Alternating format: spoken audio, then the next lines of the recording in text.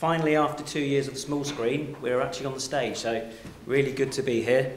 So I'm going to briefly walk you through Network Rail's current programme for decarbonising track, our track materials. I'm going to look at, very briefly, the drive to decarbonisation, CO2 in track renewal construction, the whole life carbon in track, and also Network Rail's sleeper strategy and how we're bringing that into our materials and so on. So let's start with what we mean by carbon emissions. So it's not just CO2, it's all of the gases, the greenhouse gases. And similar to the scopes we saw earlier, we do have 3 scopes which are all aligned. We have our scope 1, which is the direct emissions, so these are the same principles that are used for scopes earlier. That's actually 1% of our total footprint. Scope 2 is 2% of the footprint, and this is the indirect emissions, so this is purchased energy, purchased fuel and so on that we need to facilitate our operations. And scope 3, which is the biggest, the most complex, the hardest to sort of break down, is the indirect emissions from our capital goods, our supply chains, and most of, well, the embodied carbon within our infrastructure is part of this. So that's where the track and civils and whole infrastructure part sits. Why is this important? So very recently, the Department for Transport introduced some phase requirements for Network Rail to develop the capability to assess, report, and to reduce whole life carbon emissions. So this is coming from a high to Network Rail, and there's 3 tiers to this based on project cost. So for those over 500 million, that's in place now. For 50 million to 500 million by July, that will be in place. And tier 3 for the lower than 50, that's January 23. So Andrew Haynes, our CEO, has given his commitment to the DFT for Network Rail to develop that capability. So that's for us to be able to assess whole life carbon, to report it, and also to reduce it. For tier 1, we've just recently, Network Rail have recently issued a document which is whole life carbon and for infrastructure. So that's a guidance document on how we can manage that and what processes we need to follow for that. So whole life carbon covers all the infrastructure life cycle stages, so construction, operation and maintenance, and also the deconstruction. Generally with track renewals, we have the installation and deconstruction at the same time. And those cycles really are followed within sort of PAS 2080, so it's a publicly available specification for carbon management. So PAS 2080 has 3 main life cycles or modules that we follow, A, B and C. So A is the before use stage, A0 is the very early stage where we do concept designs, design management, and it's the planning for a job or a construction. Then you have the raw materials, the delivery to site, and actually the installation. And on the use stage, which is the operational stage, so what we call OPEX carbon, that's where you start to look at the maintenance activities that we need to maintain, inspect, or prolong the life of the asset. And then finally, at the end of life stage, we've got, we're looking at how we remove, how we dispose of it as well. There is outside of the boundary, there is a module D, which looks at recovering carbon. So if we've got recyclability options or reuse options, then we can bring that in. And there's an option to use that and to bring that into the tool. So let's look at what we do in track renewals with CO2. The rail carbon tool is there. Many projects use this. It's a web-based tool that provides calculation for carbon, not just track renewals, but also for overhead line electrification. So it's all projects on rail. It currently only focuses on the construction phase, so it doesn't focus on the whole life or the maintenance phase.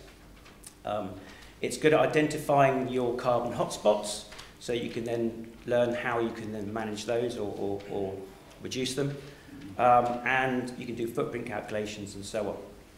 So breaking down the track renewal and those materials within the track renewal, 41% is on the rail side, so that's the actual the rail materials, the rail being installed, and the delivery of the rail. So that's quite a high percentage. So our top 3 are the rail, concrete sleepers, and then the locomotives.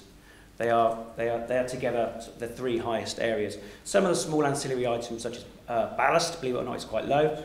but some of the small items like clips and nylons and insulators, we'll still look at those, but just by concentrating on those top three, we can make a massive saving.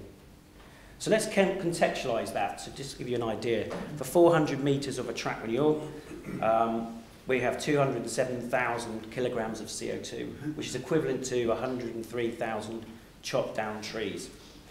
For rail, we've got 205,000 miles driven by an average petrol vehicle. For concrete sleepers, that's 10 homes electricity demand for a year. And for locomotives, that's over 4 million smartphones charged. Let's go another step and let's look at it in comparison to cheeseburgers. Seems a bit odd, we don't have a cheeseburger in our current model, but I'll tell you where we're getting with this eventually. So a sleeper, one G44 concrete sleeper equals 39 cheeseburgers.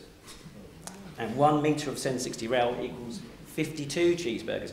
So a cheeseburger actually has 3.2 kilograms of CO2 in it, and it's a highly consumed product. So we're comparing a highly consumed product with, this is our highly consumed product, rail and sleepers.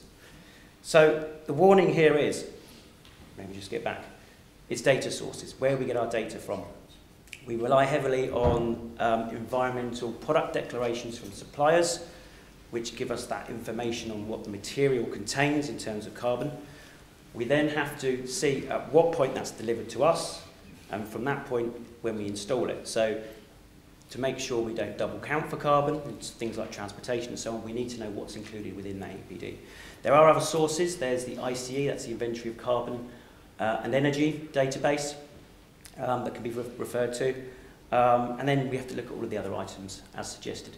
So with cheeseburgers, this was actually taken from a book, which some of you may know. I know Gareth Evans knows this book, which is How Bad Are Bananas? And it's a really good book that actually explains the CO2 in most of your everyday things. Again, there's data in there. Do you use it? What does it contain? And can you use it safely? So you need to understand that. So on our top three, so 80% of CO2 is actually embodied within the track construction itself. 41% in rail. What can we do to reduce this? Now, Brian will go through this in more detail, but a quick few headlines are using electric arc furnace, so that can actually drop down from 2.8 kilos per kilogram to 0.8, so that's a huge drop down. Using longer lasting wear resistance grade steels, we know that can only be used in certain areas and small populations, but should be considered. Monitoring wear more precisely, so gaining every full use out of that piece of rail that you can, and then improving the serviceability of rail as well. With concrete sleepers, we have the use of composite recycled materials, such as side-cut sleepers and other sleepers we have that are recycled materials. Undersleeper pads, so the sort of increased life from an undersleeper pad can reduce carbon.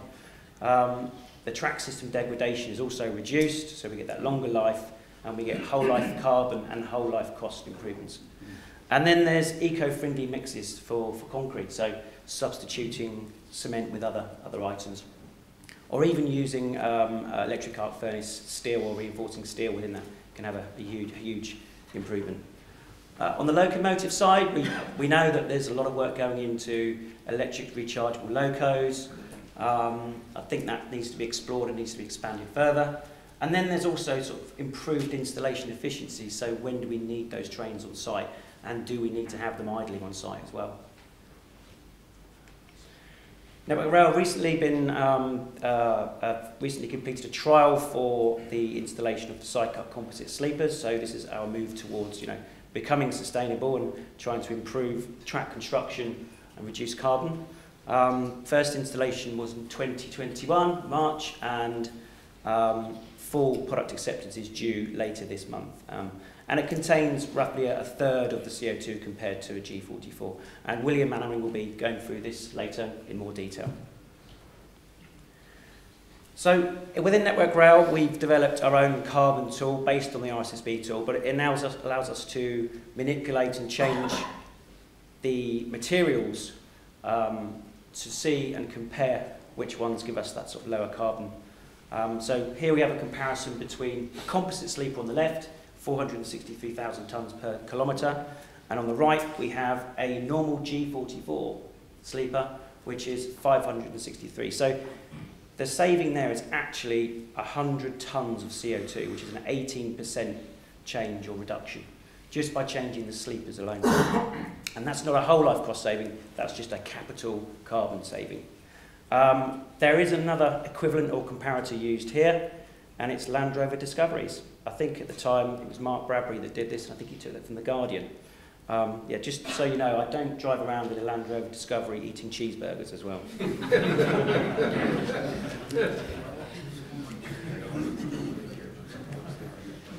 So new sleeper technologies. Within TA we're exploring and researching new sleeper designs, we're looking at specifications, we're looking at reducing CO2, producing a circular by design product. High lateral restraints are looking at the climate change and the climate emergency we need a sleeper that ties into. So as you can see on the right hand side, we have a duplicate photo there of a sleeper that does that. But it's looking at how we can make a sleeper that has an eco design that can be recirculated, that can be repurposed, has low carbon, and it uses, and it can also increase the whole life of the track as well. Track renewal CO2, again looking at the smaller items and recycling of some of the smaller items. I said earlier pads, insulators and nylons in our fastening system, they're quite small items, but when you start to count them up, you know, we can have a saving of 2,100 tonnes per year on rail pads alone, which is 4 kilometres of track renewal. Or with insulators, that's 5,000 tonnes per year, it's 10 kilometres of track renewal. And we've actually now, by presenting this information to our suppliers, we've nudged the supplier, and the supplier is now starting to look at producing a recyclable nylon, because they're aware of, you know, how much carbon is expended. Same with the rail clips as well, with the steel recycling. You know, a lot of the times these items get disposed and thrown down the bank or mixed up with the ballast. So there's lots of carbon there, lots of recycling abilities we can use. So now we have to sort of think about the whole life carbon. How do we consider what goes into it? What are the maintenance activities? What are the cycle rates? So I won't go through the whole table, but we've listed down the activities that we use for under our operational and maintenance. We've looked at the usage effect and that dependency, how that particular activity could extend life, or whether it's based on a degradation model, whether we can look at statistics, or we can look at work orders or ellipse orders that tell us how often we do that activity. So finding an accurate cycle rate that we can use for our model is key to this. And then what is included in the activity? What are the parts that we have to consider, that we're going to consider, whether it's the machines, the fuel used, the consumables, the materials, transport to site, the labour. Where do we draw that line? What's within that boundary? So it's making it very clear what's included in that equation. So here is a very simplified table that explains it quite clearly. What we have for this example is a standard 1 kilometre section of track, 30-year service life. It's without an undersleeper pad. It's on a category 1 track. The top line you will see, so track activities on the left, the top line is actually that CapEx or capital expenditure carbon, 517,000. So that's the removal and replacement. So that's Module A and Module C within PAS 2080. The rest is that Module B, PAS 2080 section, the activities that we do. So we're able to look at certain sections of track, and certain track formations and configurations have different maintenance needs. So we're able to tap in those figures, calculate on the right-hand side the total CO2, and then we can look at the whole life total. And the bottom corner, bottom right-hand corner there gives us a figure of kilograms per metre per year. So that's 31.2 for our sort of standard track construction. One word of warning is a lot of this data does need validating. We need to make sure we've got from the suppliers of the machinery and certainly things like ballast cleaners. We know what we've got some very good rates for tampers, but for ballast cleaners and grinders, we need some better information on that. So we still need to do some validation. Very much work in progress, but it allows us to actually see where we can go and where we can improve things. So let's compare that with an improved version. So this is the future. Maybe 10 years, 50 years, hopefully it's 0. But looking at something that is actually achievable, I think, within the next 5 to 10 years, if we start to employ these improvements. So the top line, the capital expended carbon, that's gone down to 170,000, and that's by using sleepers such as composite sleepers, looking at electric arc furnace rail, looking at extending the life, so it's not 30 anymore, it's 50. Okay, we may need to employ some other maintenance activities to get there, but we build that into the model. We see, can we achieve that? But we've got to have a design that actually can last 50 years, and it's a design that's got to be a system design that all works together, ballast, rail, sleeper. If we have a design that needs to replace ballast every 30 years, then we're going to incur a huge cost of ballast cleaning and so on. Rail replacement has gone down significantly, because previously that was a blast furnace figure, so now it's electric arc furnace figure. And we also look at autonomous inspections, so we have a yearly allowance for an autonomous inspection versus a patrolled inspection or a basic visual inspection. So there's improvements there.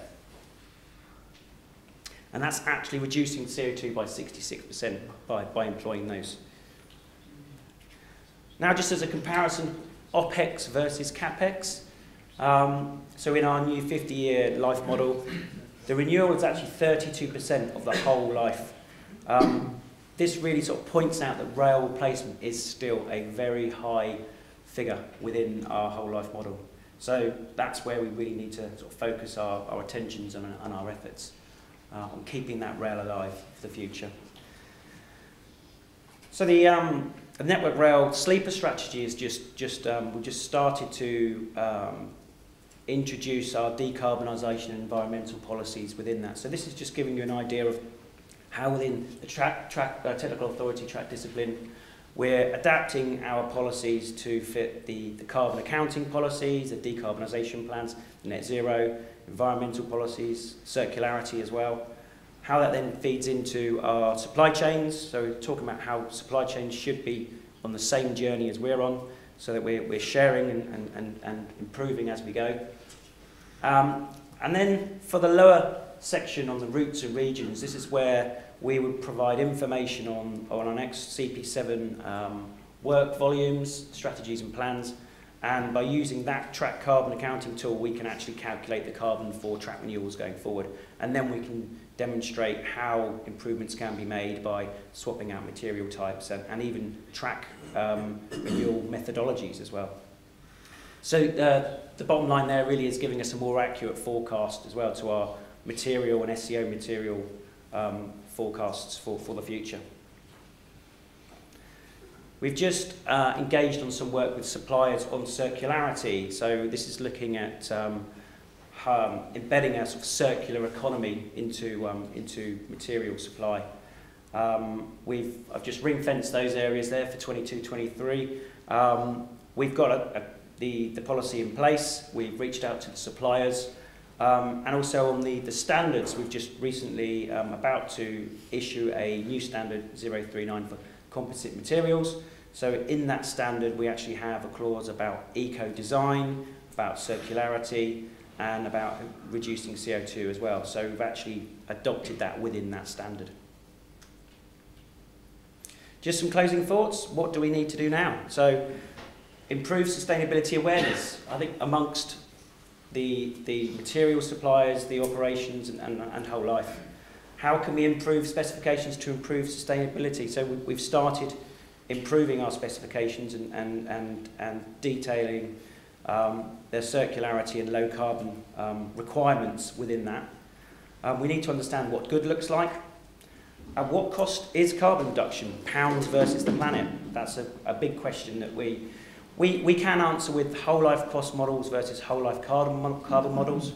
We can make that comparison, and we have those prices to do that. So we've got a better feel to see where the two line up. And by treating it as a life cycle assessment, then we can look at all of the other benefits, not just cost, not just carbon, but performance as well. So better repurposing initiatives for site materials involving the installation contractor. So there's some work we've also been doing on S&C recycling, but it's engaging with the installation contractor and the project so that when they remove items, they can be reused and they're reserviced. Validating carbon tools. So a lot of this data needs properly validating. It's work in progress, and as PAS 2080 it's now our Bible to follow, and we've got a structure in which to do it to. And same with the RSSB tool as well. We can work together on that to get that data more accurate. Strategizing track in line with zero carbon. So that's started. We've seen the sleeper strategy work, and other material categories are going to follow with that as well. And the last one is nudging our suppliers to start thinking greener. By looking at contract terms, contract requirements and specifications, we can start to say to our suppliers, this will be a big push for the future. We want low carbon alternatives. And part of our work is to sort of seek what's available currently, what technology is available, but also understanding whether the sort of manufacturing readiness is at that level as well, because we may be asking for a technology that just can't be manufactured at this stage. So.